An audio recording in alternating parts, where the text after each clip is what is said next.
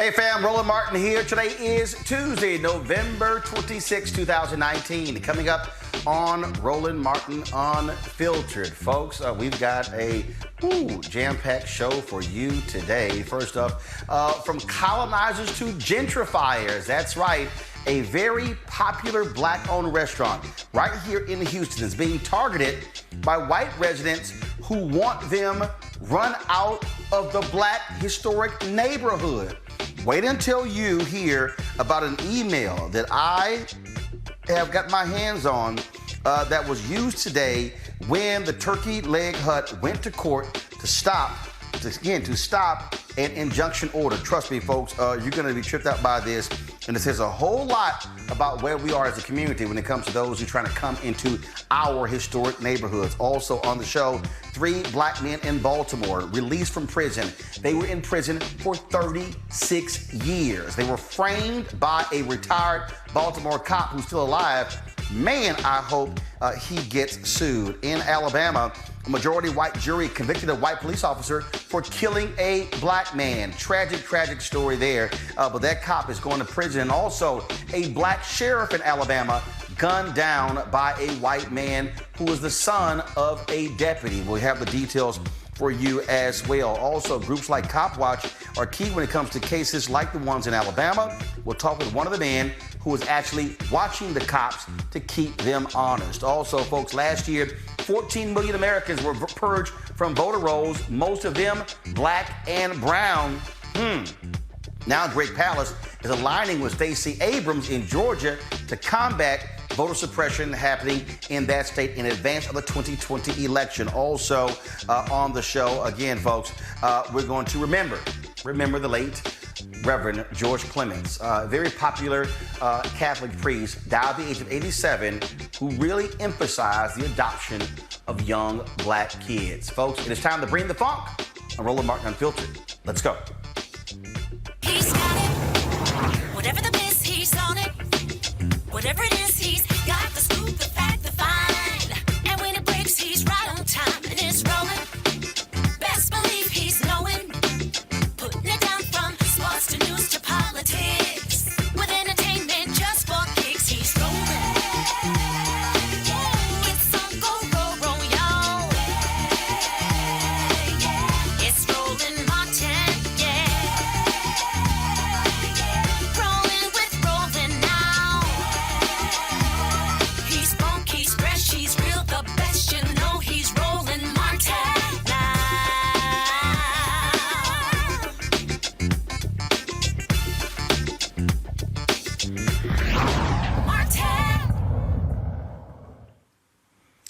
Folks, 3 black men who served 36 years in a Maryland prison were freed Monday after new evidence exonerated them in the killing of a Baltimore teen in 1983.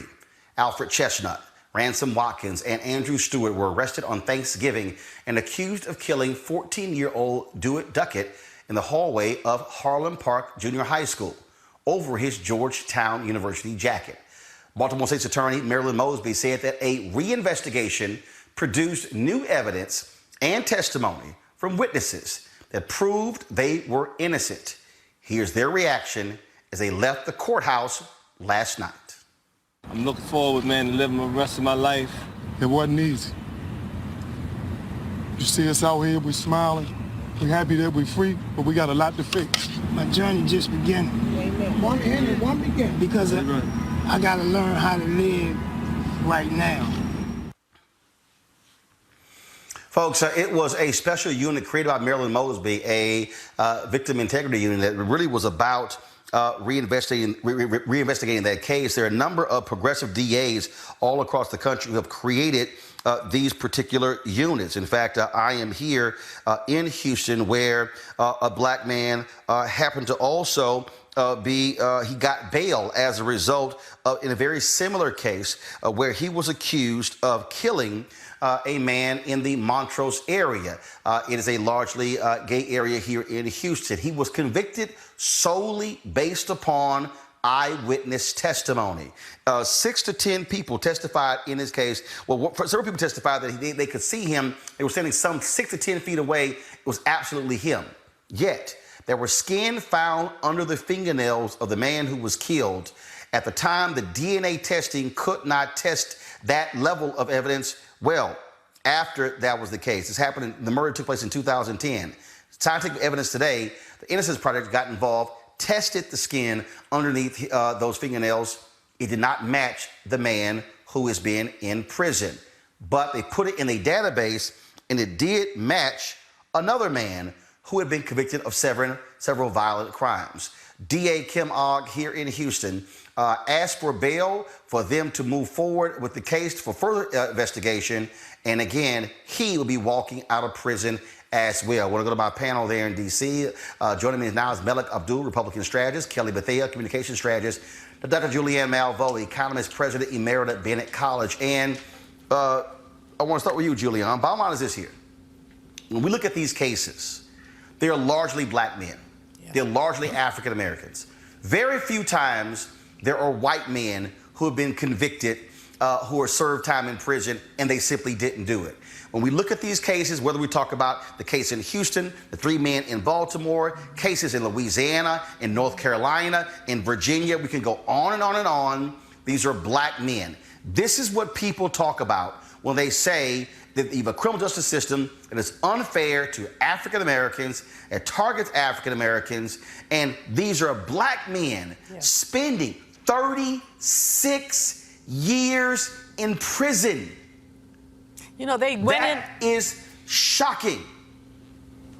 They went in as teenagers. They're coming out as mature men in their 50s. They've lost much of their life. And the state of Maryland, Roland, does not pay folks. Some states will pay you. You've been in jail so many years, they'll pay you so much a year. Maryland explicitly does not pay people. The legislature will have to introduce legislation to compensate them for the time that they've lost. But the point about it being black men is this whole unconscious bias, along with police, basically police bias, the Central Park Five, designed to believe the worst about any black man and we want to close this case real quickly.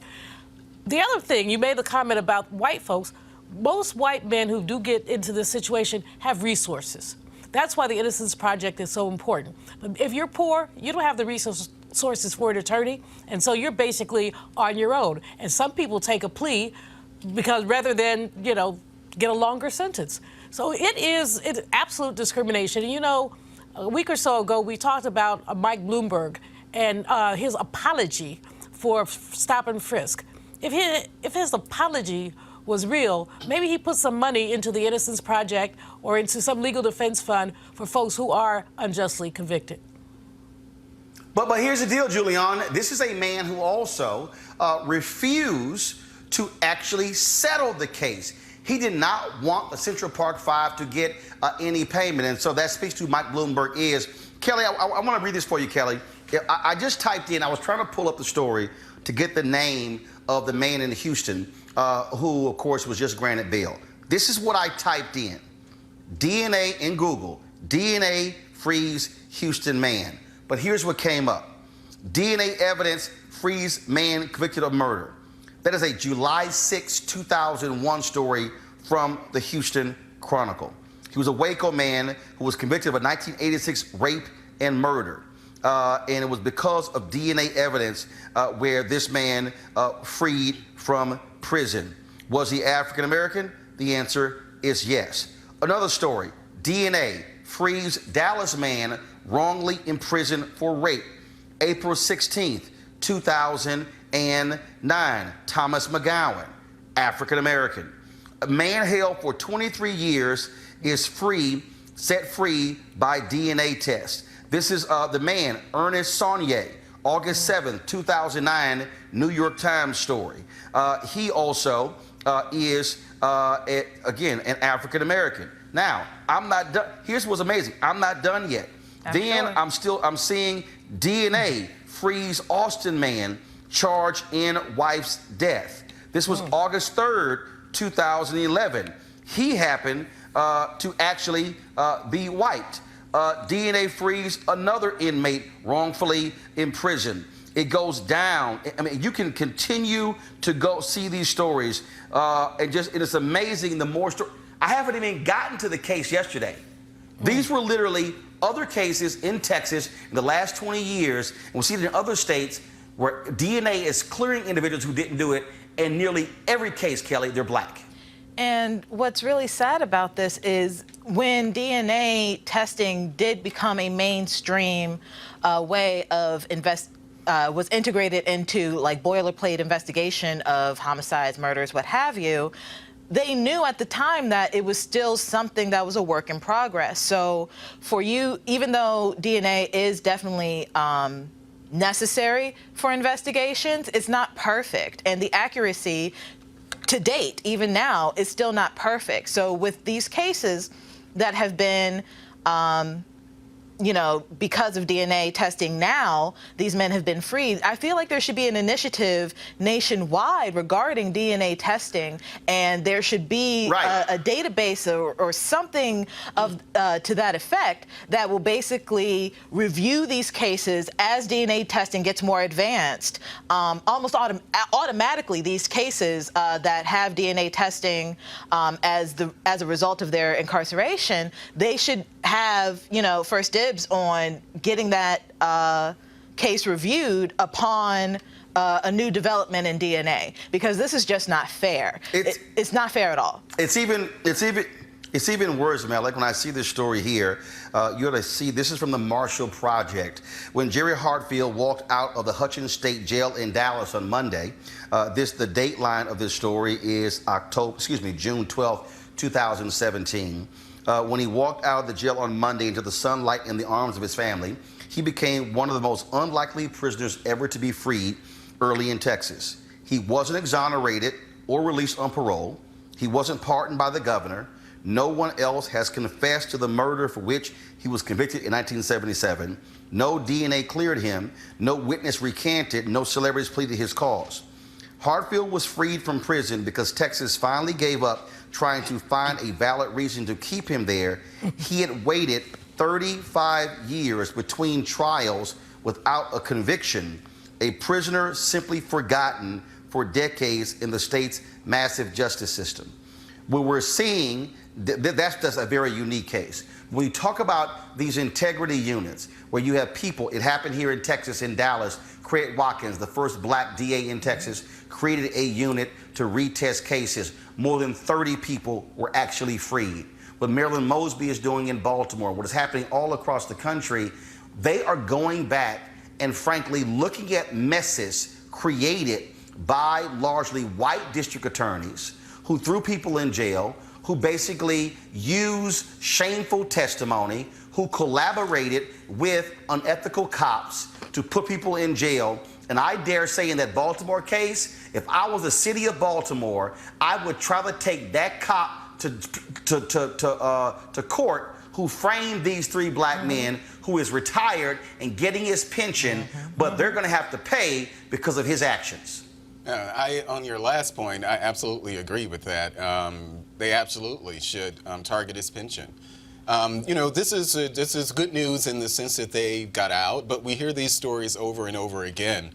Just as I was doing some of the research on it, when you think about the fact that since 1989, the 2,500 or so men and women who were actually exonerated, 49% of that number were black men. So that's data. You can fudge data a bit here and there, but that's data that we have that we can use to make the argument that this is something that we definitely need to pay attention to. I was listening to the case that you said. But Melly, not just data.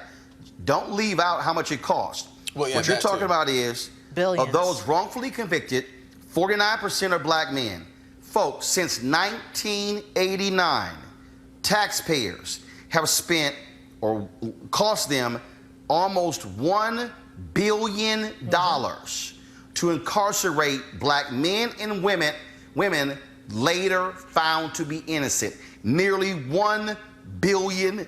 Yeah, and if you think about that, I mean, if you really kind of you know, expand that a bit, it really shouldn't. We shouldn't be surprised at that, because when we consider the amount of money that we use to incarcerate people who should not be in jail at all, whether that's on the mental health side, whether we're now trying to do with the decriminalization of marijuana, you know, this country has no problem sending people to jail and forcing taxpayers to actually pay for that. One thing that I wanted to mention, though, you know, as great as the effort is with the Innocent Project and some of the other projects that are out there, one thing that we have to mention, you know, and we're talking about a presidential election here, you know, this is, you know, one of the reasons that people are hesitant to support prosecutors and for President of the United States. And I think we've only had a few, maybe 2 or 3 prosecutors, former prosecutors, who become President of the United States. And that's not to put the onus on any particular person, in this case, Kamala Harris, but when people have reservations about prosecutors, you know, all of that angst is built in and whether or not we should support someone. But I'm glad that these guys are out. I think that we should continue to support. I wish we had a more bipartisan effort around these things, but, you know, our politics is what it is. But it's great that they've been released, but let's work on getting everyone else out who shouldn't be in there, including the people, not just who But, you know, let's work on making sure also that they're compensated. Julian, hold on. Here's the deal. To Melik's point, look, you can be leery about supporting a prosecutor, but here's the deal. Thank God for black prosecutors, like former prosecutor DA Craig Watkins in Dallas, and Marilyn Mosby, and the late Kenneth Thompson in there in Brooklyn, and Aramis Ayala, who was there in Florida, the first black state's attorney, and Kim Foxx in Chicago, and then of course you have Larry Krasner, who is white in Philadelphia. Thank God you have these progressive prosecutors who were elected, who beat Republicans in Virginia, who just won an upstate race in New York. These progressive DAs who are the ones leading the charge. And let's not forget, Julian, it is Donald Trump's Attorney General, William Barr, who gave a speech saying that these progressive DAs are going to cause an increase in crime. It is Donald Trump's district attorney who is against these progressive DAs. It is Donald Trump. Because Melik, you talked about our politics, but Julian, it is Donald Trump himself who spoke to the law enforcement officers, the police chiefs at a convention in Chicago a few weeks ago, criticizing these progressive DAs. They are the reason these units have been created, but Donald Trump and his DOJ do not want these progressive DAs in power. You're absolutely right, Roland. If you look at 45, I don't like to call his name, but if you look at 45 and his actions, especially with his judicial appointments, what we're going to see is less leeway. Judges have a lot of discretion. We're going to see some of them using less discretion, going by the book. Even there have been cases where the DNA evidence exonerated somebody, but the judge would not dismiss the charges. So we're going to see a lot more of that.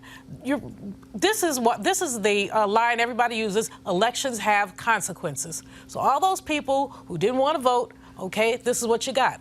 They didn't like Hillary. They want to stay home. They weren't enthusiastic. I tell people all the time, the only time I was ever enthusiastic about voting for a president was Barack Obama. And I've been voting since 1972.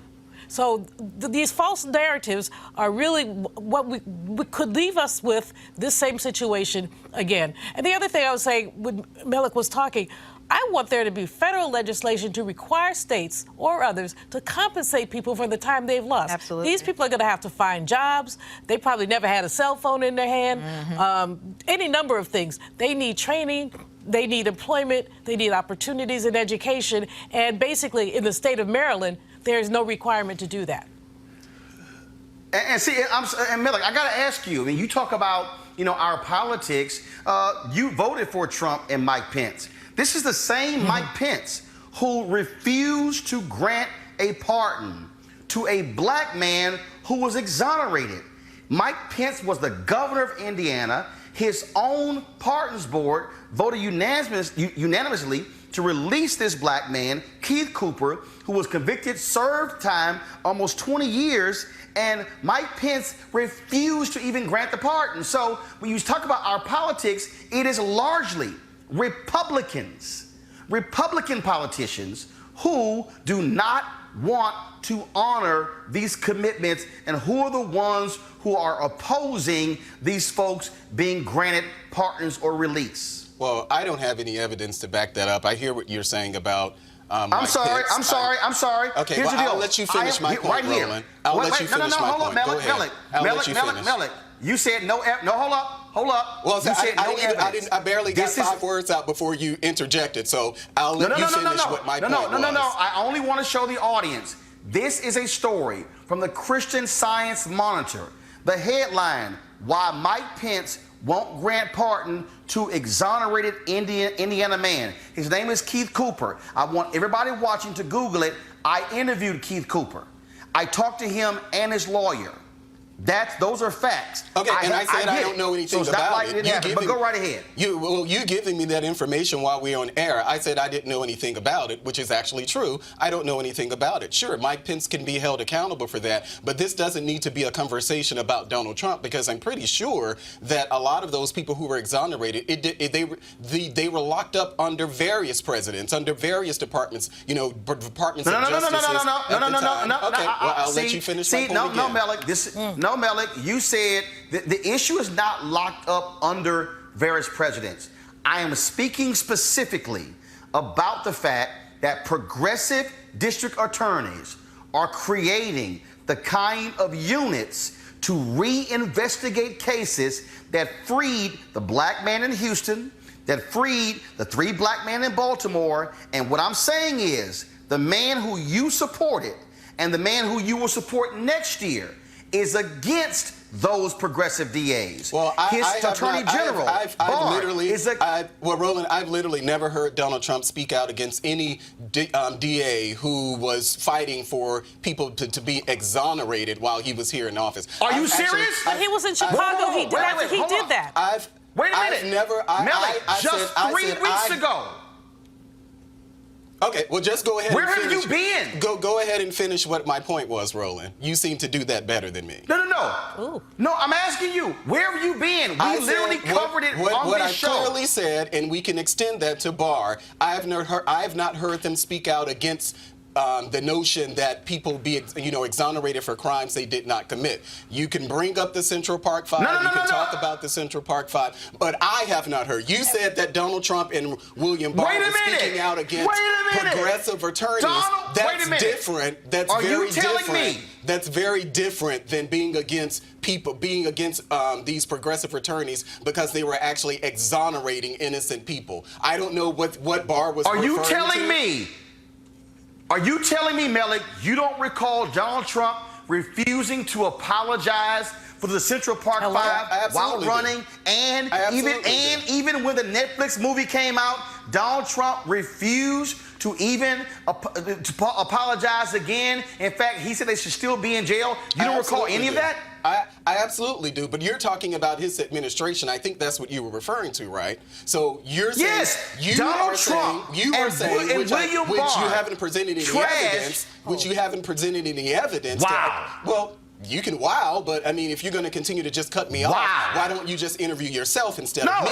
Because I'm actually telling you that I have not heard William Barr reference anything about not being in support of people who haven't been exonerated. You can talk about that maybe there are other issues that the Department of Justice is doing, but I haven't heard William Barr say anything against any attorney or otherwise who are freeing innocent people, working to free innocent people from jail. Kelly, I said I have not heard that. You said you've heard it. Okay.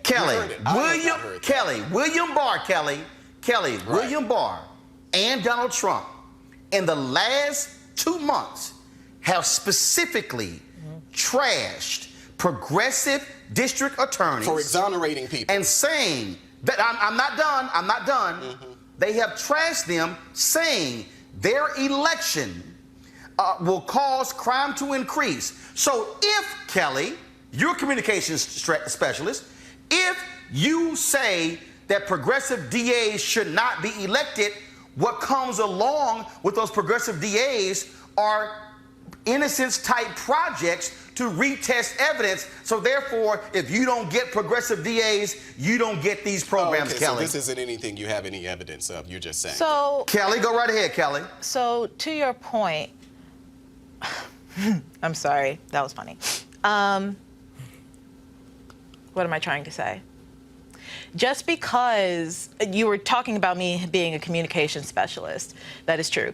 But even if they didn't explicitly say these DAs are bad, their silence actually speaks more volumes to the issue than anything else. If you have a DA, such as Marilyn Mosby, who is exonerating 3 people who have been in jail unrightfully so, unlawfully so, for 36 years, and you don't hear the head of this country, your commander-in-chief, the head of the executive branch, actually congratulating her on such an effort, asking the 3 to come to the White House, whatever. Like, if you're talking about communication strategy, that would be something that a president who supports a progressive DA would do. Because we haven't heard anything from Donald Trump on this issue, and then compound that with the fact that he has been packing the courts with judges who are against DAs who advocate for this issue, that speaks more to me about their positioning when it comes to such things as the Innocence Project, what they do, exonerating people, wiping slates clean. So I don't have to hear 45 say something explicitly vile, because his actions and implicit bias is already vile enough for me to determine that he is not for these progressive DAs. Nothing in his administration has reflected anything progressive. Nothing in his administration well, would... it's not a progressive administration. But right? That's my point. What I'm saying is nothing that Donald Trump is going to say or going to do is going to align with these DAs. So it doesn't surprise me that he hasn't said anything, but it's also disheartening that he wouldn't. Well, Kelly, you know, he went to Chicago. He spoke to law enforcement people. He's spoken to folks. He's disparaged the progressive DAs. Oh, absolutely. For exonerating people? Is that what he's done? Mel, like I'm talking. You keep telling Roland not to finish your point. Don't finish mine. Okay, you sure know? thing. But in any case, yeah, not for exonerating people, but for their position on law and order. This president is straight and narrow. Punish him, throw away the key. Put him in the jail and throw away the key. Well, folks like Marilyn Mosby, like Kamala Harris, when she was in the Bay Area, she was a progressive DA. There were some flaws and some problems, but she basically tried not to incarcerate people. Mm-hmm. These folks are using their discretion to try to keep black folks and brown folks out of jail, especially when there's some question mark. In contrast, you look at a Michael Bloomberg who more than almost 6 million New Yorkers were stopped for stop and frisk. Rudy Giuliani, 45's Ace Boom Coon. I mean, he was the one who started this stuff. It's not even that it's a conservative administration. This is an anti-people administration. He's gone in, you know, he saw Kim Kardashian and he's freed somebody. He saw somebody else and he freed somebody. He's doing this one by one when he really could basically let a lot of... you mean like the First Step Act? I don't have a problem with the First Step I'm Act. just saying, that's just you know, again... but that's something that he did. I mean, to say that he's anti-people. Julian, here's the reality. First of all, here's what I do. I don't chase the rabbit. I'm on this topic.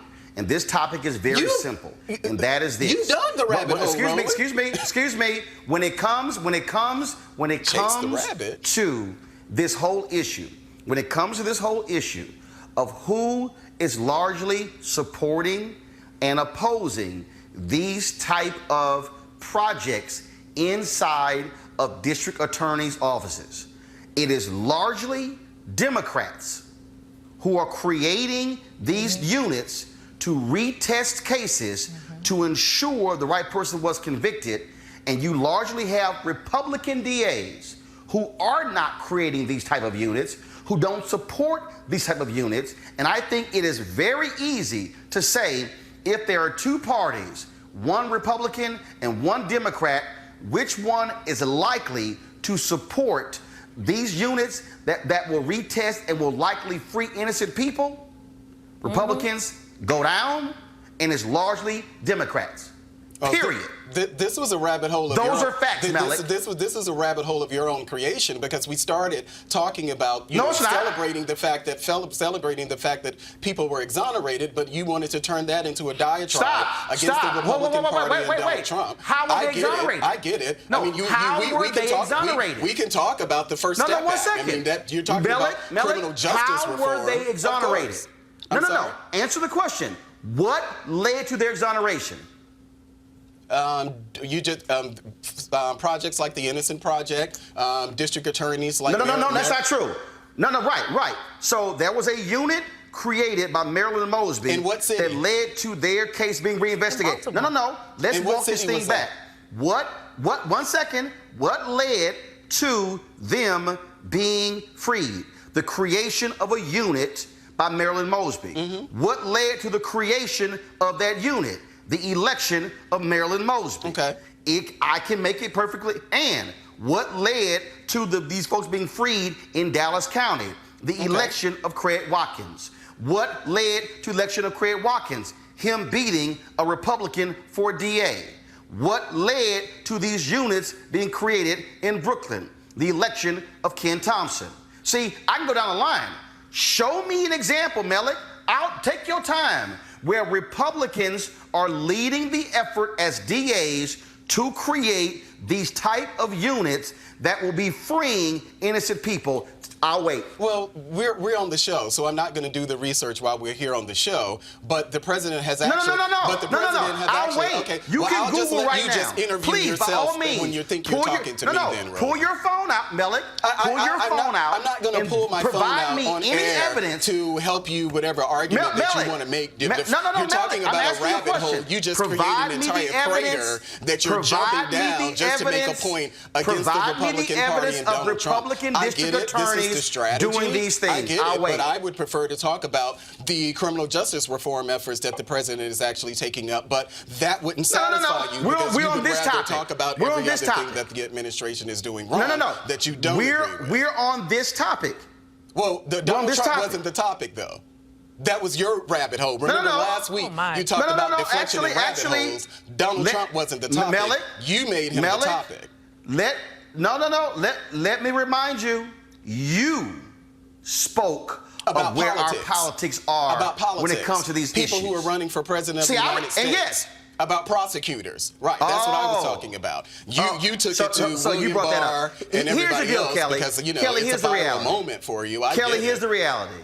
The reality in this country, Kelly, and this is a fact, the reality in this country is that when it comes to these races, and we just saw it in November, we literally just saw it, where you had progressive district attorneys who were Democrats running in Virginia, where you have had longtime Republican prosecutors who were talking about creating these type of projects. This, Kelly, is indeed a political issue.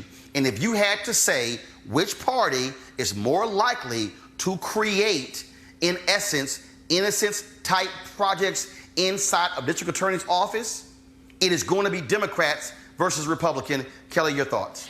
I mean, the stats show that, right? But what's interesting to me is how Republicans actually don't agree with the progressives on this issue. I understand in terms of, probably ideology why they would disagree. But if Republicans are really about a strong economy and, pulling people up by their own bootstraps and, autonomy and all these things, it would actually make sense for them to get behind an initiative such as this. Why? Because it actually costs more money and more time and more resources and more taxes. Emphasis on the taxes. It would cost more on the American taxpayer to keep these people in prison, to keep them unemployed, to keep them in the system than it would to get them out and actually rehabilitate them so that they can actually be the productive members of society that Republicans swear up and down Black people aren't. So... Well, that's a lie. I mean, that's just a lie. What's a lie? That's a lie. You saying that Republicans swear up and down that Black people are not what? I mean, we have evidence that Republicans have said what about Black people? A lot. Such as what? such as Republicans not caring about Black lives, such as Republicans not caring about who's in the system, why they're in the system, how long they're in the system unfairly and unlawfully. So you mean just like I just brought up, the First Step Act that we were just talking about? You Were that not Black people? You're fixated on the First Step Act. I'm talking, Melody. Well, you can continue to talk because you actually cut me off. So remember, if you're going to be respectful, then But you have not been respectful to Roland for this entire show, so don't even start. You're not Roland. So yeah, but I don't like to see anybody disrespected. But you're not the host of the show, and I've been disrespected on this show by you and others many times before. So you're not the arbiter of justice here on that. And neither are you. Well, I'm not trying to be. You seem to be stuck on the First Step Act. Right, because if we're talking about what the Republican Party is doing, that's one of the things that Republican parties that's doing. Melik, it's been mentioned. Actually good. You've mentioned it at least 5 times. Roland mentioned it. I mentioned it. People, because I get it. These are the things. You're very passionate about defending your party. Well, I'm not passionate about doing anything. That essentially has just like all of us. I don't think that you're passionate about things that you're disagreeing with. One second.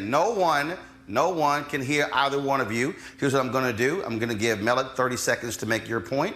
Then I'm going to give Julianne 30 seconds to make her point. Then I'm going to commercial break. Go.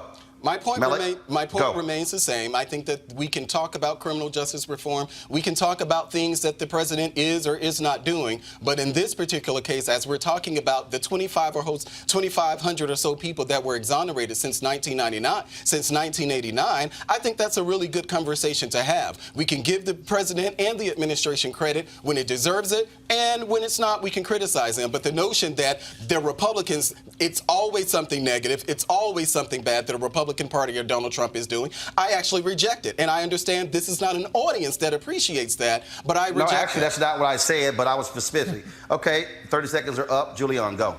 We've talked about the First Step Act. No one denies that the First Step Act, imperfect, but a step in the right direction. However, that does not erase the way that Republicans, and I will say it again, Republicans have essentially been anti-Black. Let's look at Jeff Sessions and the places where there were consent decrees to prevent police brutality. He suspended those consent decrees. He didn't like that. He didn't like anything about the rights of people, and that's Mr. Trump's appointee.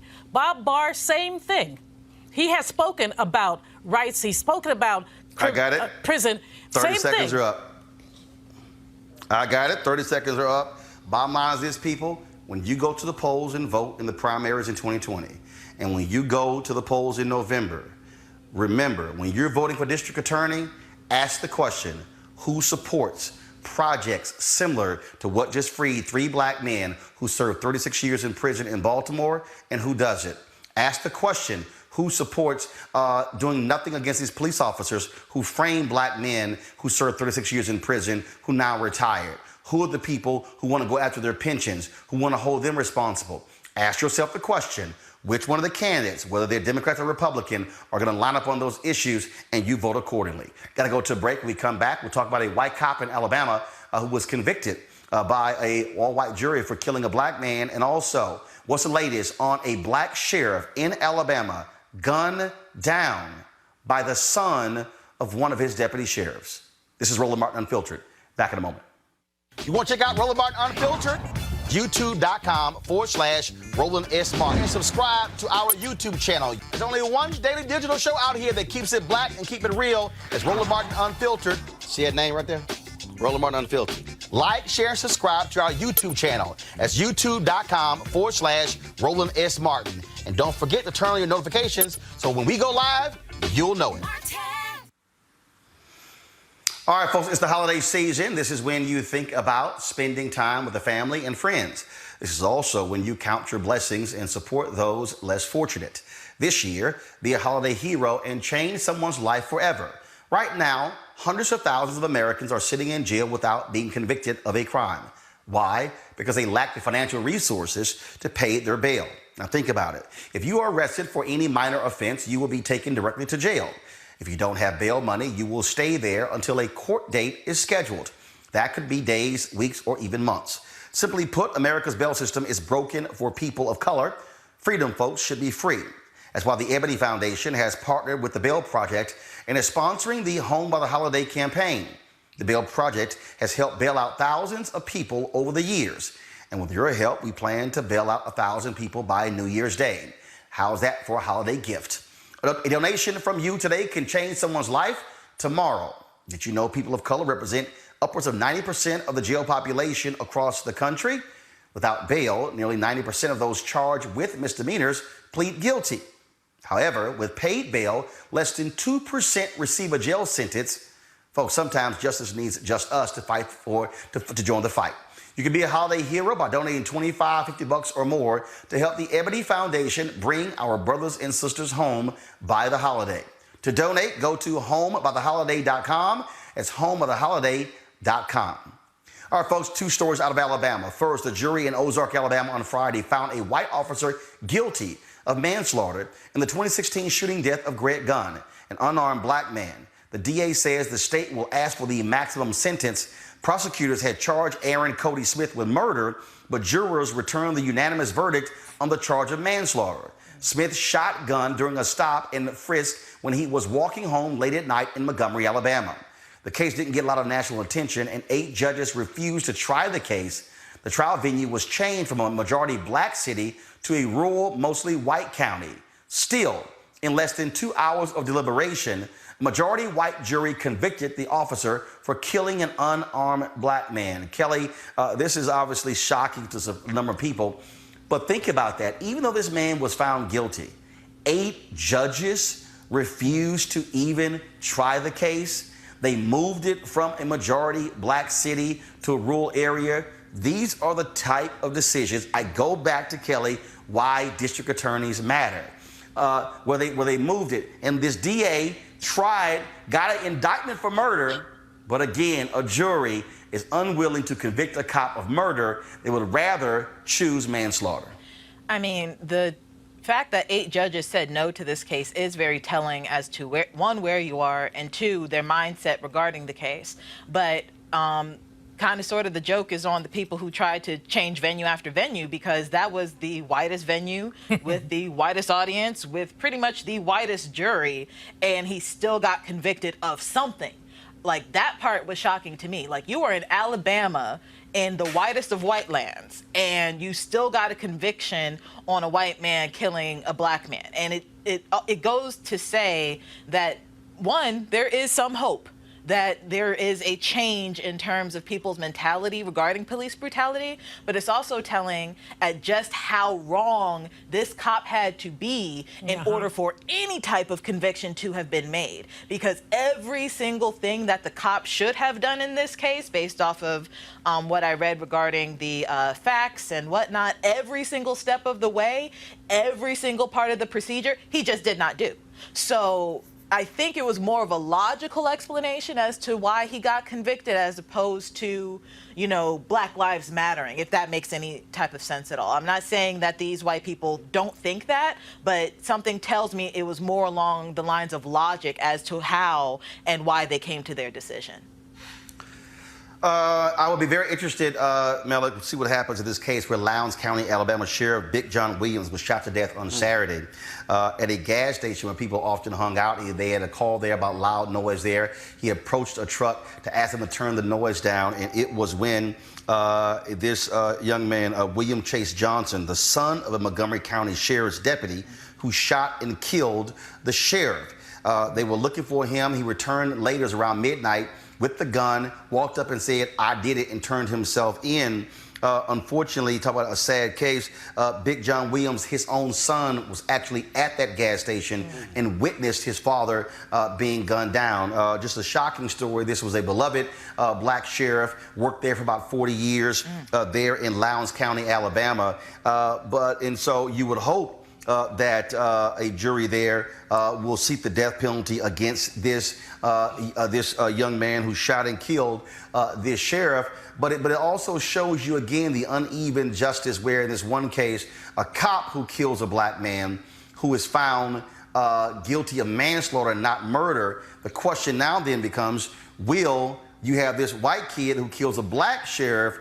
Then what will likely be the charge, and what will likely be the decision, the verdict as well? Malik, your thoughts? Yeah, I have little doubt that the white guy who killed the sheriff down there in Alabama will be convicted, and he probably will get the death penalty. I just don't have any doubt about that at all. If you think about what we're talking about here, it's really, violence against police officers, and it really doesn't matter whether you are a white police officer or a black police officer.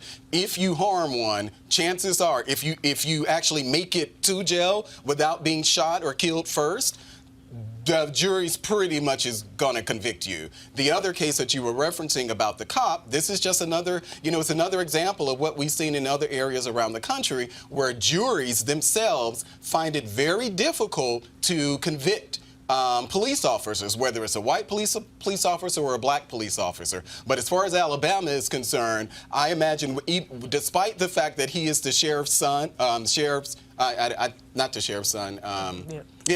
Deputy sheriff's son. The deputy sheriff's son. Deputy sheriff's son. The deputy sheriff's son. I just have little doubt that a jury is not going to convict him. Like he's going down for. I don't know about that. Got it, Julian. I don't know that he's going down. White folks pull all kind of rabbits out of the hat in order to make excuses. Maybe he was crazy. Anytime someone, mental incapacity, something like that. I mean, he should be thrown up under the jail because violence against a police officer is often seen as a greater form of violence. But I'm not sure, and I want to know, actually, why does his daddy still have a job? Because if that was his father, he learned how to hate black people from his father. He learned how to do it in his home. Now, to the other case with the white police officer being found guilty, what I think about that, Roland, is that happens so rarely. It happens so rarely. I'm not going to see it. Kelly says it causes her to have hope. It doesn't cause me to have hope. It's like a black swan. It so happens so infrequently that while it's correct, it's not. I don't see it as a trend. I'm just trying to be optimistic. Well, I'm just trying to be realistic. I know. I'm usually realistic, but I'm just like, it's out. Well, we have to take hope wherever we can, but we also have to be realistic whenever we can. I agree. And as Malik said, this is the state of Alabama. This is the state of Alabama, y'all. So, Jeff Sessions country. Roll Tide. Oh, all right. Gotcha.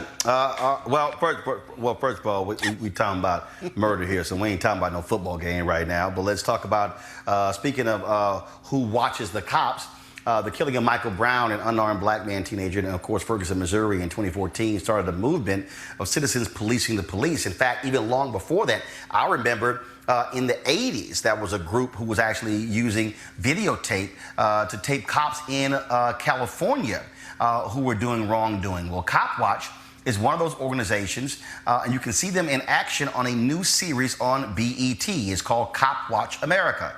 Here is a clip from the show. I'm the new guy, I'm the rookie. I've been doing activism for, right now we just celebrated my 1-year anniversary of being an activist. My trigger point was Shakisha Clemens with the Awful House protest that we did last year. The Awful House was when she was dragged, she was slammed, derobed, and this was in Mobile, Alabama. And I went down as radio personality to cover the story for entertainment purposes. And then when I saw what was all going on in Alabama, it kind of hit me in a different way. And then I was like, we got to make a little different response with this. And next thing you know, City was an activist. All right, folks, joining me right now is Christopher City Mungan. Christopher, welcome to Roland Martin Unfiltered. How's it going? Thank you for having me. I talked about this going back to the 80s, but in fact, reality is it goes back even further. Black folks have been watching the cops and watching racist white folks since we had the opportunity. If you go back to the 1960s, you're the deacons of defense that protected black neighborhoods from Klansmen, and a lot of times those Klansmen were on police forces. Then, of course, you also had efforts in the Black Panthers, same thing, created to protect black folks from police brutality.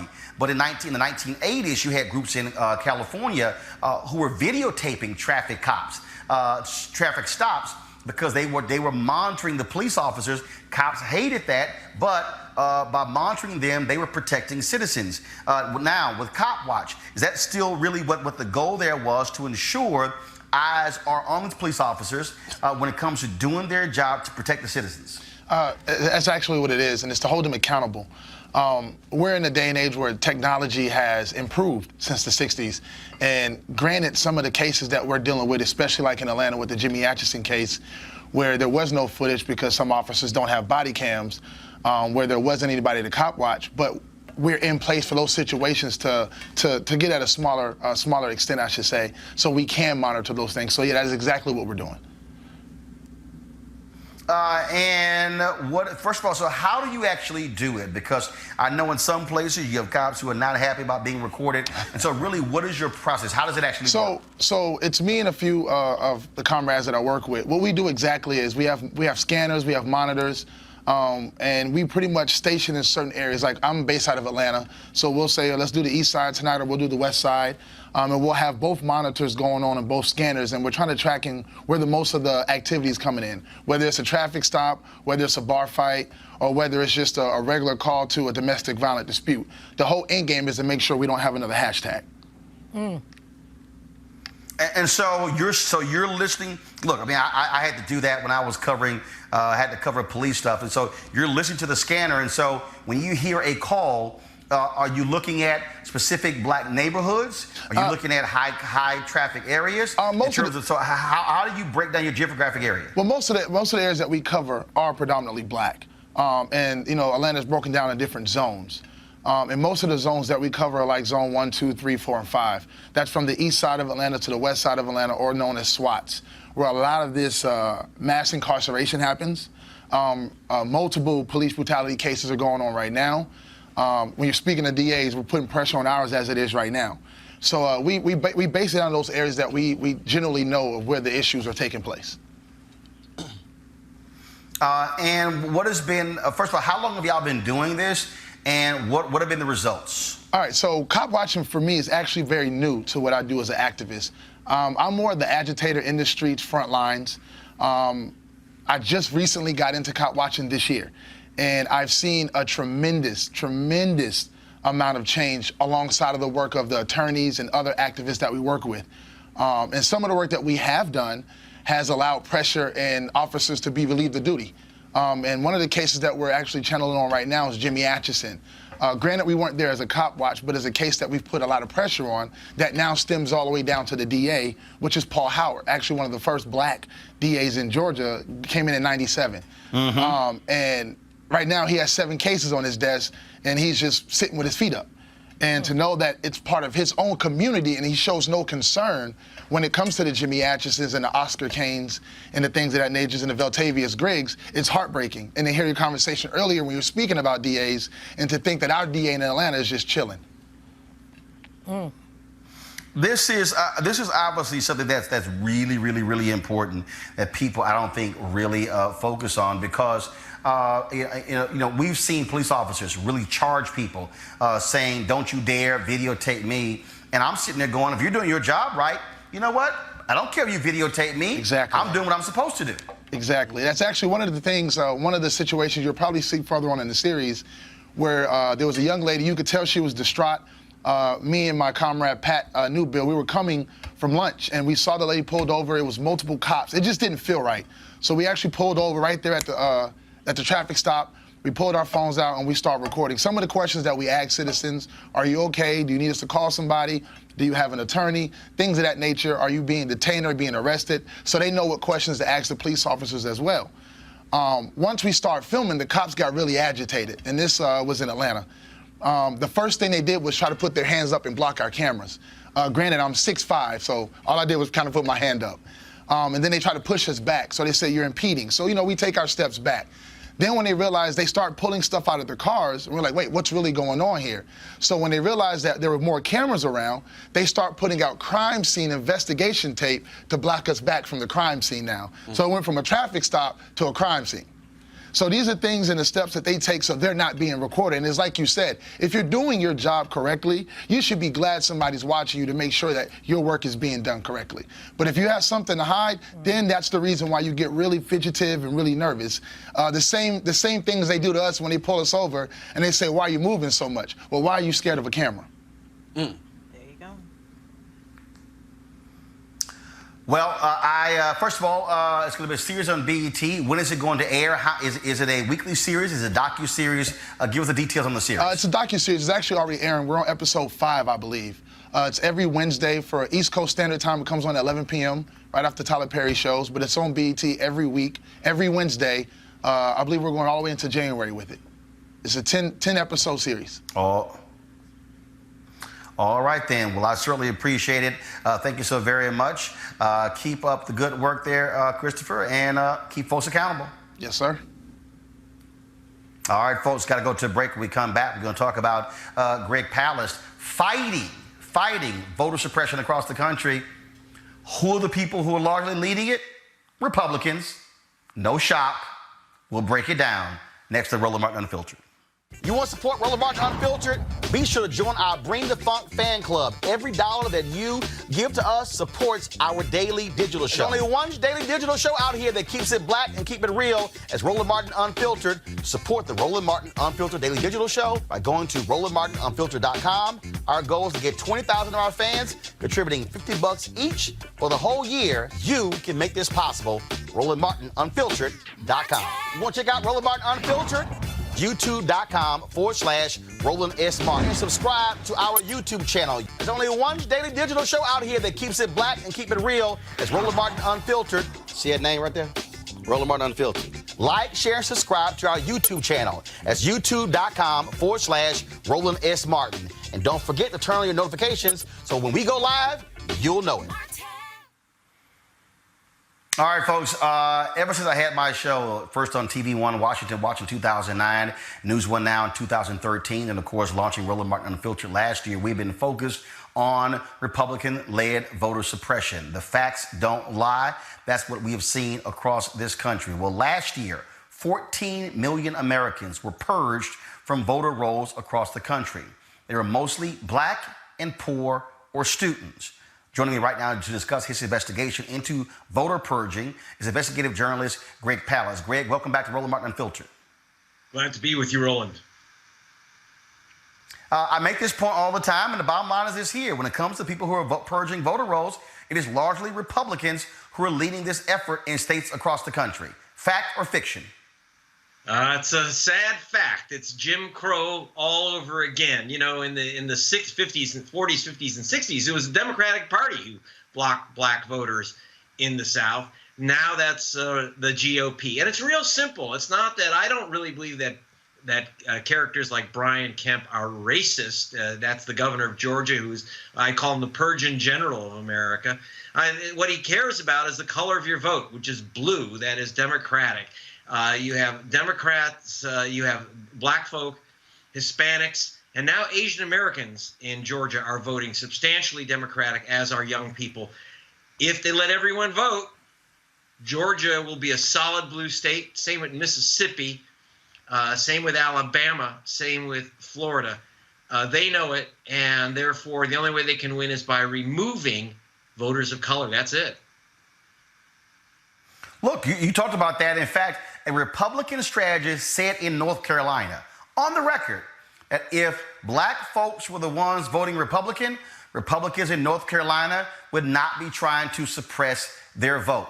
For me, it doesn't matter what your party is. I don't care. Just like I disagreed in 2000 when the Gore campaign tried to throw out some military ballots because they said more than likely they're going to be for Bush as over Gore. My deal is no, you count every vote. It doesn't matter where they come from. And the Republican Party, it was Colin Powell, when he went to North Carolina, called out the then Republican governor of North Carolina and said, stop trying to disenfranchise and take the vote away from African Americans. That's right. Back in 2000, I was with The Guardian. And by the way, I'm joining The Guardian again. Out of England, because in England they really are watching vote suppression in America. You don't have much of a following of this issue by, unfortunately, my U.S. colleagues in the press. But back in 2000, with The Guardian and BBC Television, I uncovered that tens of thousands of black men were removed from the voter rolls as felons. Not one. Their only crime was voting all black. There was not one illegal voter. Not one. George Bush became president by 537 votes. Minus the tens of thousands of black folk voting. When you talk about, what is the Republicans' line on this? One of the main people I spoke to, a Reverend Thompson, he was removed from the voter rolls, an African-American minister, when he was forced by the lawsuits that came out of my investigation. They said now he can vote. He went in and he registered, by the way, as a Republican. And they said, well, if we knew you were a Republican, we'd have let you register in the first place. They literally said that to him. If we knew you were a Republican, we'd have let you register. You know, he just saw black minister, obviously a Democrat. He may want to think his position, by the way. That is, and look, you know, Malik's on my show. He's a Trump supporter. He's a Republican. And he's like, hey, you know, you're always criticizing Republicans on this. But this, to me, is very clear. The Republican Party understands that their voters are largely white. They know that black and brown people vote against them because of their policies. And if they actually got their policies right, they probably would be able to compete for black and brown votes. But they don't. And so they are appealing to white voters on these issues. And I'm going to keep calling them out. But what they're trying to do, Greg, is they're trying to literally steal elections. They want to shrink the voting rolls because when there's a smaller voting population, they win. Larger turnout, they lose. Bernie Sanders literally said that a few days ago. That's correct. And the Reverend Jackson and I, Jesse Jackson and I, were talking to Bernie Sanders, one of the few people who's actually saying, hey, we have to make this an issue. Everyone should be allowed to vote. Now, when you have to understand the massive size of this purge. You mentioned 14 million people in the last year. We know. I actually sued Brian Kemp, Secretary of State of Georgia, while he was running against Stacey Abrams for governor of Georgia. And he had removed 500,000 voters from the voter rolls. I sued him, got the voter rolls, got the names and the addresses of people he purged. He said those people had left the state or moved out of their county.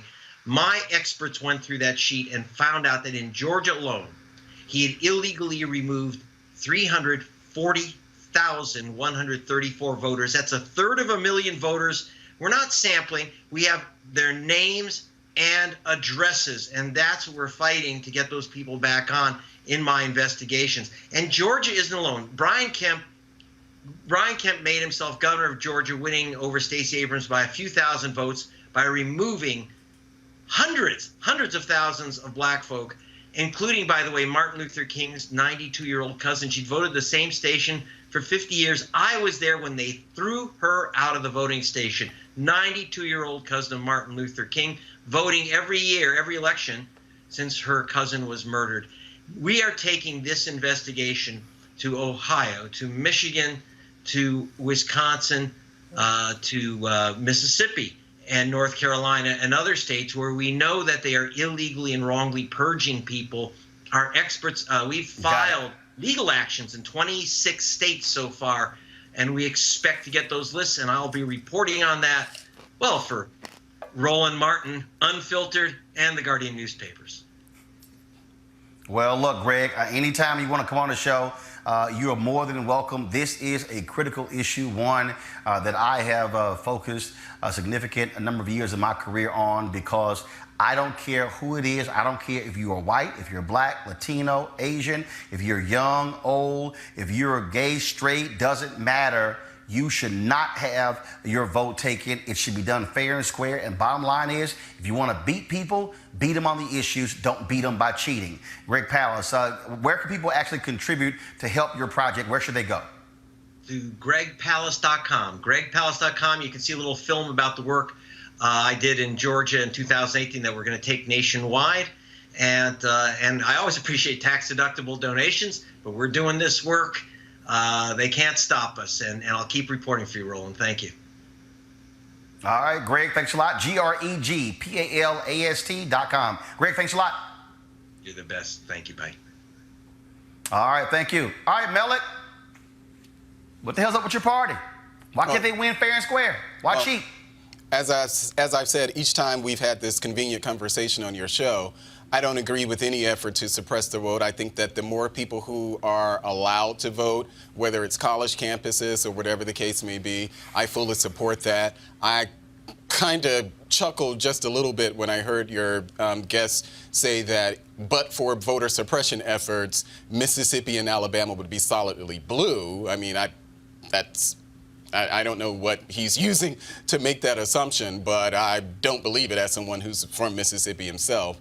But yeah, I don't agree with any efforts to suppress the votes. There are a lot of conversations that people have that people are, say, well, this is voter suppression versus that's voter suppression. If it's something we were talking about something like voter ID laws or something, a lot of people feel like that's voter suppression. I personally don't. I'm not opposed to the idea that I'd have to show my ID when I go into a polling place, but I understand that many people do believe that that's voter suppression. But I don't agree with, outside of that, I don't agree with the efforts to suppress the vote. Well, Julian, it is voter suppression when you limit the places where you can get the driver's license. It's a voter suppression when you have to force people who don't have a driver's license, especially those who are elderly, to come into a location, fill an application out, an affidavit, have to then go back and then get approved and come back in and pick up your ID, like what happened in Pennsylvania. That's why in 2012, the leading Republican in Pennsylvania said, he said, because of voter ID, Mitt Romney is going to win Pennsylvania. Think about that. He said with voter ID. In 2016, Julian, the Obama Department of Justice approved the voter ID plan of Wisconsin, but what happened? A federal judge called in then Governor Scott Walker's office saying, why are you dragging your feet in the issuing of voter IDs? Upwards of 200,000 people in Wisconsin were impacted as a result of the voter ID law. Then, of course, you had the whole issue in Ohio when Ken Blackwell was Secretary of State, saying that the weight of the paper did not actually meet the state standard. I believe the state standard was 70-pound paper, and then it was a 60-pound paper. They even tried that one. Then, of course, you also had in Ohio, Julian, in 2012, when the Obama campaign had to sue Ohio because in the counties where Republicans led the state board of elections 3-2, they extended voting hours. And in those counties, where the Republicans led voting efforts, yes, they extended those hours. In areas where Democrats led, they actually restricted voting hours. All of that is voter suppression, Julian. Absolutely. There has been a conscious effort to deny people their right to vote. I love Greg Palast. He does such great work. He's been documenting this for some time. But the fact is that I think the IDs are voter suppression. I think that what they did with polling places in Georgia, let's say in 2018, at Clark Atlanta University, at one of the voting places, they had 10 machines, but only 3 of them were working.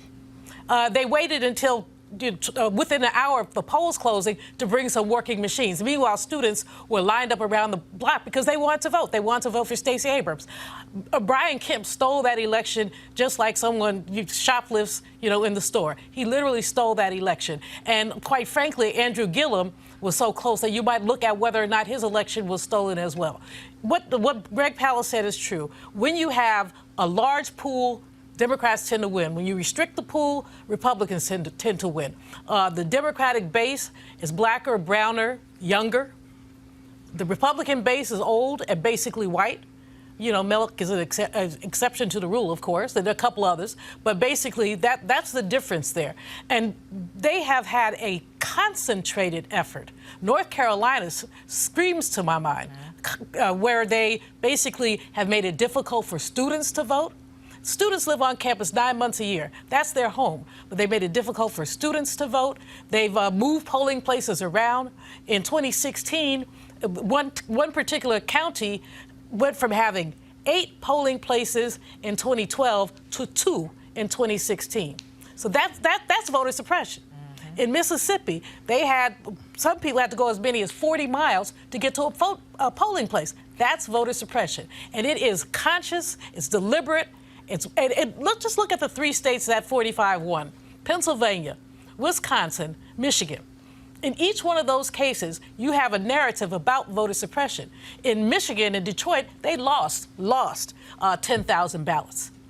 I mean, who loses 10,000 ballots? That could have been the margin of difference. So the message for Democrats is we have to fight harder, fight longer, and ensure that there's fairness. The Lawyers Committee of Civil Rights Under Law often has lawyers monitoring even as voting is going on because some people are not being allowed to vote. Kelly, according to the Leadership Conference on Civil and Human Rights, folks, you can go to their website, www.democracydiverted.org. They say since the Supreme Court rendered its decision that weakened the Voting Rights Act across the South, they have closed 1,200 polling locations since that took place 6 years ago. That is also voter suppression, Kelly. It's absolutely voter suppression. And what's sad is that the Voting Rights Act was more or less pretty weak. Like, it needed more legislation to truly strengthen it so that we wouldn't have these type of issues anymore. I kind of liken it to a rickety wheel, so to speak, the Voting Rights Act, and the Supreme Court basically took out major spokes of that wheel such that it's almost not sustainable without those spokes anymore. And what happens, you know, like you have a vehicle or what have you, you know, not being able to drive it. And we have to use what's left of this act to continue to move forward. And that not only is it frustrating, it's just wrong. Dr. Malveaux, definitely, I echo her points, but at the same time, this goes back to our conversation regarding elections and packing the courts with judges and all of these things. It's all connected. It's all connected. So, absolutely. No, you're absolutely right when you say it's all connected, because again, it is all a part of a Republican strategy. According to the Leadership Conference on Civil Rights, 1 in 10 voting locations in Texas were closed. In Arizona, more than 1 in 5 polling locations were closed.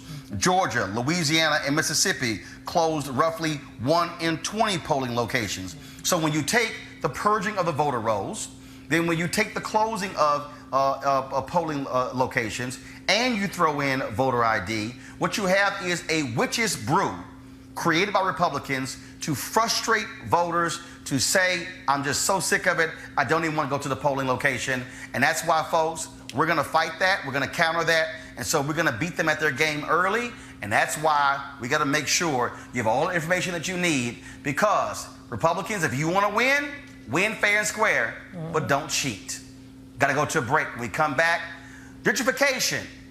Colonizers to gentrifiers in Houston want to shut down an extremely popular black restaurant in an historic black neighborhood. Wait until y'all hear an email I got my hands on by the folks who are taking them to court. You're watching Roland Martin Unfiltered. Back in a moment. You want to check out Roland Martin Unfiltered? YouTube.com/Roland S. Martin. And subscribe to our YouTube channel. There's only one daily digital show out here that keeps it black and keep it real. It's Roland Martin Unfiltered. See that name right there? Roland Martin Unfiltered. Like, share, and subscribe to our YouTube channel. That's YouTube.com/Roland S. Martin. And don't forget to turn on your notifications so when we go live, you'll know it. Folks, there's an extremely popular black-owned restaurant in Houston called the Turkey Leg Hut. They do these smoked turkey legs. And look, y'all, I am not a huge fan of turkey or even smoked turkey legs, but the food there is unbelievable. I've been there many times. You can go to Instagram, Facebook. You can see my videos from there. But they were in court today where they had filed an emergency motion to dissolve a temporary restraining order put in place by white neighbors who say the restaurant is a threat to their health. They claim the restaurant's outdoor cooking area is illegal and the smoke is a health hazard. This was a news conference where the owners of the restaurant went before the public on Friday. The neighbors, what they did was they got that particular order preventing them from using their smokers between 8 p.m. and 2 a.m. and 6 a.m. And of course, that's their most busiest times. Thousands go to this restaurant every single week because of the turkey legs. They've taken Houston by storm, but these white residents who recently moved in want them shut down. Here's that news conference from Friday. On Wednesday morning, November 20th, 2019, our attorney was blindsided by a telephone call from the plaintiff's counsel stating that he would be in Harris County District Court in roughly an hour to appear before a judge to seek an emergency temporary restraining order, temporary injunction, and permanent injunction against the Turkey Leg Hut and its owners. The affidavit of their named specialist was never shared with our attorney, nor was he provided adequate notification time to represent us in court on Wednesday morning. The lawsuit was filed by a handful of people who want to vilify the turkey leg hut as a nuisance to the community. We have successfully operated our business in compliance and cooperation with the City of Houston and its ordinances, despite repeated attacks from this handful of people on parking, noise, and now smoke for the past 2 years. It is difficult not to presume that they simply don't want us here. And Wednesday's lawsuit was a failed attempt to permanently shut down the turkey leg hut. With regard to the allegations in the lawsuit that the smoke from our turkey smokers is a public health risk, the plaintiffs and their counsel have a private party posing as the City of Houston Health Department. The allegations are purely speculative and with no proof whatsoever. Contrary to what the plaintiffs are saying, the turkey leg hut currently has all of the permitting that we need to operate. We want to be very clear. We care deeply about the people in this community, as well as our employees, customers, and the City of Houston. We have heard and listened to the handful of complaints about the smoke from neighboring residents and have been actively pursuing a resolution in response to those complaints. On September 25th, 2019, we received approval from a permit for the construction of a ventilated, fully enclosed smoke pit area to resolve the problem. Before construction can begin, approval of a replat is required by the city, as the pit is currently located on the subdivision line, and the city will not allow structures to be built over the subdivision line. A public meeting was held by the City of Houston Planning Committee on October 31st, 2019. At this meeting, the Planning Committee required us to present our plans to the Museum Park Super Neighborhood, which we did.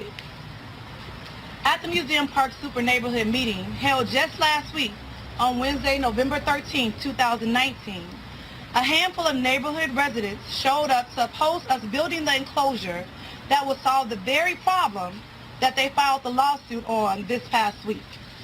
Despite the opposition, we answered all questions regarding the replat, as well as questions regarding the pit area. All right, folks. Now here's the deal. Okay, so they they went to court today trying to get it lifted. I'm still waiting. I'm texting the owners right now to find out, of course, what actually happened. But check this out. Y'all about to really trip out. I got my hands on an email. And first of all, part of the ruling today when we went to court, they included in their motions some of what's in this email. But yeah, I got my hands on the email. And y'all ought to see the crap that these folks actually said in the email. The email was written by this guy, Matthew Trail. The email is from October 5th, 2019. This is what he writes. Chris Feldman is their lawyer. Chris thinks we have a good case going forward on the nuisance issues such as smoke and noise in the city's non-enforcement. He is going to research if there are permit deed restriction ways that we can prevent the parking lot, but he says that does not fold as neatly into the nuisance complaint as the other issues. Still, it will be part of the overall nuisance complaint, and if we are successful, we might be able to stop it altogether. Then he says the best idea from yesterday is Chris is going to create this special mini neighborhood organization to bring the suit. This is good news for us because it means none of us have to bring the suit in our own names. We will essentially all just be members of this organization that, quote, decided to sue. They have that in quotation marks. It should shield us somewhat from individual discovery requests and makes litigation a lot simpler for Chris's firm. We need a name for the organization, so feel free to suggest. Greater Rosedale Protection Association, Alameda Quality of Life, the Justice Society of Tomorrow, I don't know yet. This organization will sue on our behalf, and we all would just be its members. The money that you contribute would just be toward your membership, and you would not have to say that you are directly funding a lawsuit. In boldface, this does not mean complete anonymity. Your name as a member would still be out there. It just means the litigation does not have to be in our individual names. We're thinking that Josh and I will be managers and someone else will be the president. I'm going to invite the MPNA to join as well and also ask them for money if they have any. Chris is committed to keeping our cost to a temporary injunction to $20,000. We will know by that point what sort of defense they will have and what sort of success we are having. It is still very important that you all join the organization and contribute to the lawsuit. We still need to raise the money. The organization is still just us working together. But I got y'all email. We need to collect money from everyone. No one is demanding a specific amount, but please contribute what you can. Let Josh or me know when we can come by and pick up checks. Everything will be held in a trust account by Chris's firm. Please make the checks out to Feldman and Feldman PC. All right, y'all, now check this out. The next big thing is record keeping. Chris asked that from now on we take video of anything that looks like nuisance. If you're out and you see a loud car or motorcycle, take video. People peeing on your fence, video. Drunk folks staggering back, video. Smoke billowing through the neighborhood, video. Loud music, video. I know most of us might have thought about avoiding our homes next Sunday for the street party. They had a festival, y'all. But he said to take video of that especially. All nuisance in whatever form, we need to video from now on. This is the key. The ultimate goal of this litigation is obviously for the turkey leg hut to be somewhere else and not on our corner. But that cannot be the stated goal. Let me read that again, y'all. Wow. The ultimate goal of this litigation is obviously for the TOH, turkey leg hut, to be somewhere else and not on our corner. But that cannot be the stated goal. So we also need to think of injunction relief that we can ask for, such as cook off-site or build a sort of filter that no one would ever know you're cooking, no music past 9 p.m., no use of bass or subwoofers at all, signs up telling their patrons to keep the noise down, no parking lot. If no parking lot is not possible, then I was thinking that they have to provide an officer there to keep the peace. Hopefully we can just stop the lot, some sort of monitoring system for both noise and smoke that will result in them being fined if they go over. If you have other suggestions, please give them to us. Now, let me explain to y'all. This thing is so popular that the owners bought several nearby lots because of all the people who are coming there. This, y'all, is a historic black neighborhood. 3rd Ward is where JFK's high school, my high school is. That's where Texas Southern University is. Alameda Road, where Houston, like literally across the street from Turkey Leg Hut, is KCOH Radio, the most historic black radio station in Houston. That's where Skipper Lee Frazier, all the artists used to come in, all the Motown people. Alameda Road used to be the corridor of black businesses in 3rd Ward. It's just across the freeway. But what has happened is these former colonizers, now gentrifiers, have moved into these areas, and now they want to move out these black businesses. We've seen this all around the country. In Oakland, where you had a white guy moving to a traditionally black neighborhood, called the cops on a black church where they were actually having choir rehearsal on a Wednesday, and said that the noise coming from inside of the church was too loud. You've had, of course, where the black drummers in Harlem, they've been beating their drums every Sunday for decades. White folks moved in, called the cops. We want them to stop making noise beating those drums. Luther Campbell talked about the exact same thing happened there in Miami. Black neighborhood, whites moved in, wanted the traditional black things to stop, saying y'all are making too much noise. What you're seeing here are white residents in Houston specifically targeting one of the most popular restaurants in the city in an historic neighborhood, and they want them to leave. You heard them say, we don't want them on our corner. Kelly, this is what is happening in black neighborhoods nationwide that are changing. We saw with the go-go music in Washington, D.C., where they said, oh my God, turn that stuff down, and it was due to protest where the brother who owned that store brought the music back. But that's what we're seeing, where white folks are moving into black areas and changing the culture. Last one for you, Kelly, Shiloh Baptist Church, right there in Washington, D.C. White folks have moved in and said, y'all have too much parking on Sundays. That's where people go to church. They literally are trying to force Shiloh Baptist Church out of the neighborhood they've been in for more than a half a century. Kelly. I was going to actually make the point about don't mute DC because this is definitely akin to that. But the fact that this is an email that went out to God knows who and how many people, how is this not a modern-day Willie Lynch letter? Because this was almost a step-by-step process as to how to move Black people out of spaces that they've been in for decades, if not, you know, more than that. For you to not be there and then all of a sudden just come into somebody else's space, and because you don't like how they conduct business in their space that you just got into, all of a sudden it's a problem. But the more obvious thing is, isn't Texas like a huge barbecue state? Like, don't they have smoke everywhere because of restaurants? Like, first of all, you don't even have zoning restrictions, and so you can actually in Houston have a business right next to a home. You don't have that. And that's one of the issues you have. They're trying to get it shut down.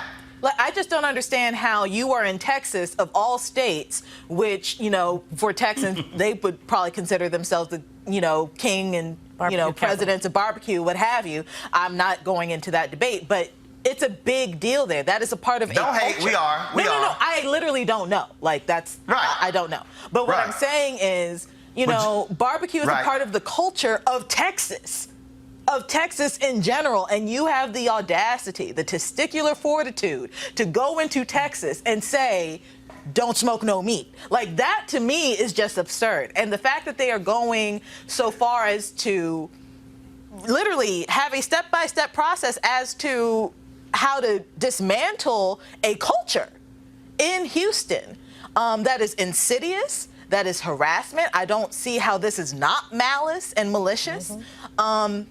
If anything, I would countersue and sue, you know, I don't know what the elements are in Texas, but intentional infliction of emotional distress is certainly something that I thought of. Gotcha. Negligence, harassment, slander, libel. I mean, just pile the book on it, because this is ridiculous. This is absolutely absurd. Julian, the couple who owns it, they actually live in the neighborhood. They're from the neighborhood. But again, we're seeing this all around the country. This is happening all around the country. Yes, it is. And, you know, it not only is it gentrification, Roland, it's also economic suppression, because these people have put their heart and soul into this business. You could tell as the sister was reading her letter, put her heart and soul into this business, and they want to take it because it inconveniences them. That was just like the white boy who said Howard University should move. When Howard said, that they didn't want random dogs running around their campus. He actually, maybe Howard should move. I don't want to get mad all over again, you know, because that was no. But Roland, you got the smoking gun. I don't know how you got the email, but congratulations for getting it. Because guess what? That man who signed that email, he says we want to hide and we don't want anybody to be liable. Dude, you are liable, and the law firm is liable as well. They want to hide because they don't want to be sued. This couple needs to sue them for their homes, their automobiles, and everything else they have. This is just insidious, and it's happening, as you say, all over the country, where Black folks have built up a base, and not only a base, a historic base, and folks want to come and get it. Now they'll say stuff like, oh, it's the market. No, it's not the market. It's your caucasity. That's all it is. There it is. Melik, first of all, as a result, first of all, here's what happened. The Turkey Leg Hut owners got a hold of this email, went to court today at 2 p.m. The ruling came down that Turkey Leg Hut has been allowed to resume their normal meat smoking hours following an emergency hearing Tuesday afternoon. Owners Nakia Price and Lindell Price asked for the emergency motion to dissolve the temporary restraining order against the restaurant or the bond be raised. A judge has allowed them to resume their normal smoking hours until their next hearing on December 9th. They were restricted. Now they can go back. But again, the hearing was because of that email, because that judge now sees the real intention of these residents. This is an issue that, again, to Black folks all across this country, we are seeing this and experiencing this right here in Houston. We're seeing it in Harlem. We're seeing it in Oakland. We've seen it in Miami. We've seen this in Chicago, where, again, these traditional Black customs, black things that Black folks have done for decades are being impacted by whites coming in saying, no, you can't do this. Remember the woman out in Oakland who told a Black man he couldn't barbecue when there were no rules against it? And of course, she called the cops. Well, hell, they've had barbecue parties every weekend ever since then. But this is what Black people are experiencing. Here you have a Black couple a hugely successful restaurant, only open 2 years. Thousands are coming through. Yesterday, they partnered with Joe Young, a basketball player, professional basketball player, handed out 3,000 turkey legs to the community for Thanksgiving. And these folks want them run out of the neighborhood that they grew up in.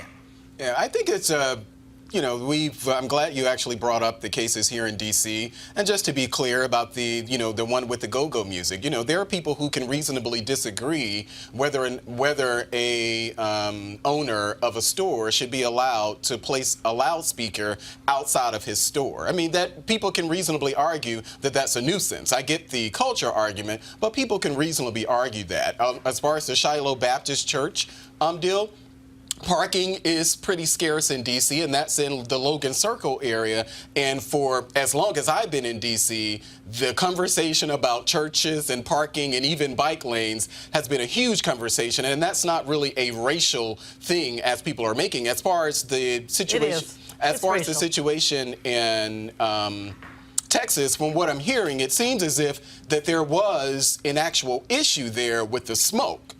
Because the owner said that they actually are now in the process of getting the permits or something to have an enclosed space for that where it's proper venting or something. So it seems like that could be possibly a valid issue. Me personally, and of course I probably wouldn't move into a neighborhood like that, but I wouldn't want to live next to a store that has loudspeakers outside of its store all times of the day. I wouldn't want to live beside a restaurant or near a restaurant that has a smoker where there's a lot of the smoke and things like that. The issue with the nuisance part of it with the guests, I guess it's a lot of traffic or something. These are things that neighborhoods actually, whether it's a homeowners association or not, these are things that neighborhoods kind of get into. I think there's probably a bit of NIMBYism here, not in my backyard-ism going on here and what's happening in Texas, but they have the injunction, so they're going to be able to resume as usual. But I don't think that this is exactly as black and white as it is. I mean, there are plenty of people who can have issues with that same level of use. I know plenty of black people who would probably never move beside a building where they're playing loudspeakers outside of it. So I get the whole culture argument. Roland, it is Melik is wrong. It is racial. The reason this is a black and white issue, it is because this is not simply a one-off. Julian, I'm gonna let you make this point, but the reality is here. We are seeing this in black neighborhoods across the country. Yes. Where literally things that black people have done for decades are being changed, are being eliminated because whites moving in are saying, we don't like these things. That is indeed black and white. Julian, go ahead. But basically these colonizers, and that's what they are. They're colonizers who have a sense of entitlement. People have been playing go-go music in D.C., forever. You don't like it? Move. You knew they had go-go music when you went there. The churches. Shiloh has been there for I don't know how long, more than 50 years, more than 60 years. You knew there was a church in the neighborhood when you moved to the neighborhood. You don't like it, step. This is black and white because white people have a disproportionate amount of power to basically affect these changes in these urban areas.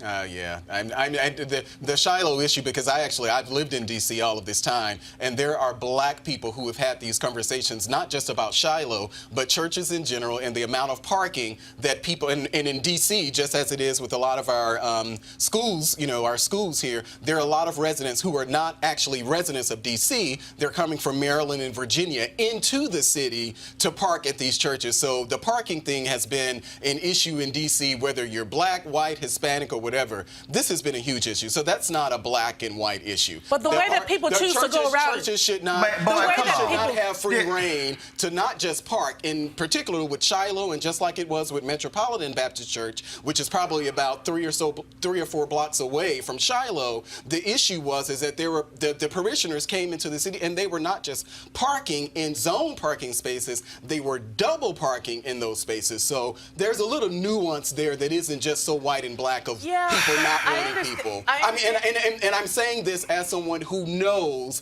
black people who live in these neighborhoods where these churches are, and these black people have complained about the free reign churches have to park wherever they want to park, and they're not able to get to their front door because of the parking at the churches.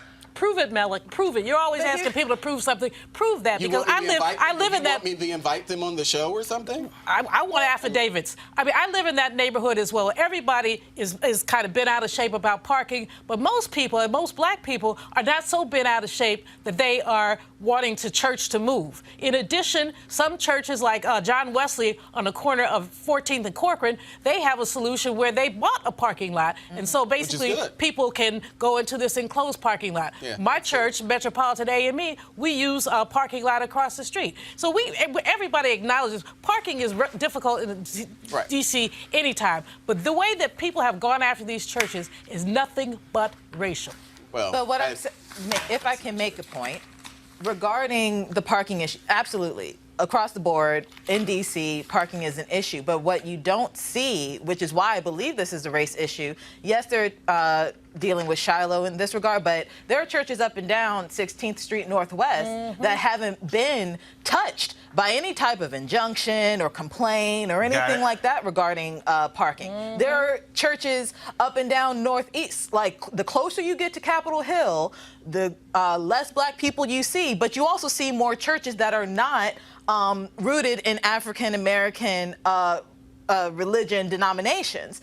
And I don't see anybody complaining about people parking there. So it is a race issue. All right, folks.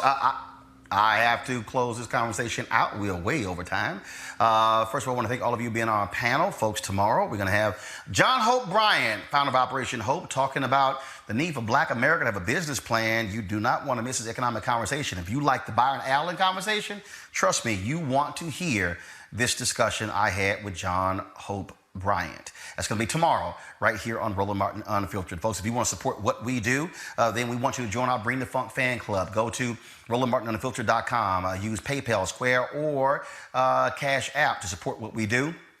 This is about keeping this show independent and black-owned, allows us to be able to cover the issues all across the country, such as what happened with gentrification here in Houston. So please, our goal is to get 20,000 of our followers to contribute $50 each over the course of a year. That will fully fund what we do. We don't have to depend upon advertisers, don't have to sit here and try to go out and raise other money, or people are able to control the message. This is about being independent and black-owned. So please, we want you to go to RolandMartinUnfiltered.com. I'll see you guys tomorrow morning. Time's on the morning show, 7:15 a.m. Eastern. Look forward to that. Otherwise, folks, I want you to have an absolutely fabulous week with your family for Thanksgiving. Again, look forward to a great conversation on tomorrow's show. Trust me, we got some good stuff for you. You don't want to miss that. And so please do that. For all of us at Roland Martin Unfiltered, we shall see you guys tomorrow. Have an absolutely fabulous day. I got to go. Holla!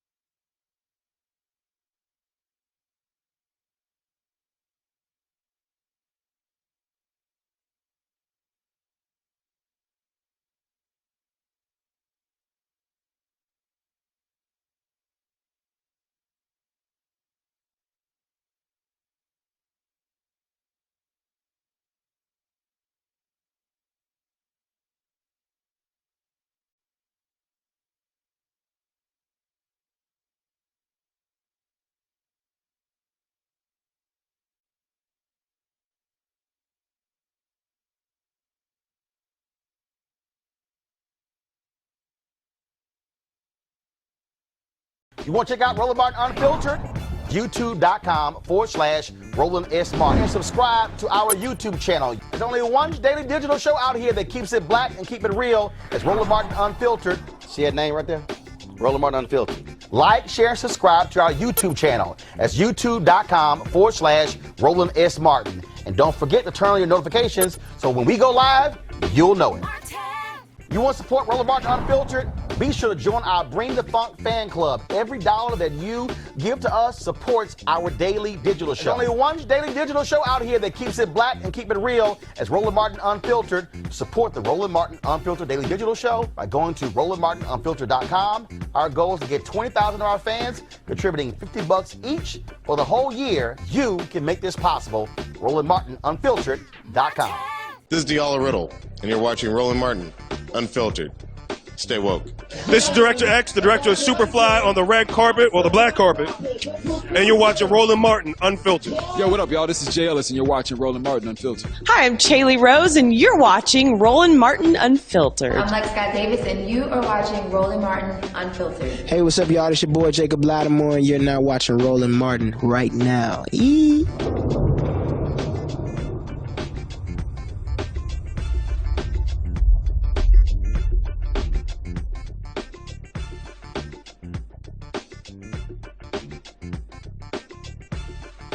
Hey fam, want to check out Roland Martin Unfiltered? The blackest show on all of digital, cable, and broadcast. Check out our audio podcast.